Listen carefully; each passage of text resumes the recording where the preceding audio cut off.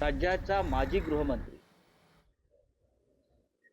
त्याच्यावरती त्याला ठार मारण्याच्या हेतून हल्ला होतो।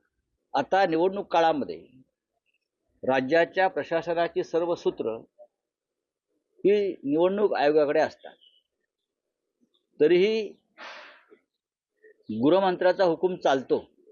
देवेंद्र फडणवीस यांनी जबाबदारी स्वीकारली पाहिजे की राज्याच्या माजी गृहमंत्र्यावरती अशा प्रकारे निर्घृण हल्ला झालेला आहे।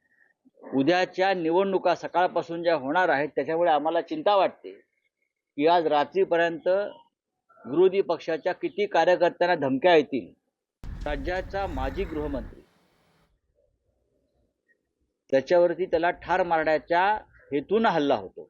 आता निवडणूक काळामध्ये राज्याच्या प्रशासनाची सर्व सूत्र ही निवडणूक आयोगाकडे असतात। तरीही गृहमंत्र्याचा हुकूम चालतो। देवेंद्र फडणवीस यांनी जबाबदारी स्वीकारली पाहिजे की राज्याच्या माजी गृहमंत्र्यावरती अशा प्रकारे निर्घृण हल्ला झालेला आहे। उद्याच्या निवडणुका सकाळपासून ज्या होणार आहेत त्याच्यामुळे आम्हाला चिंता वाटते की आज रात्रीपर्यंत विरोधी पक्षाच्या किती कार्यकर्त्यांना धमक्या येतील।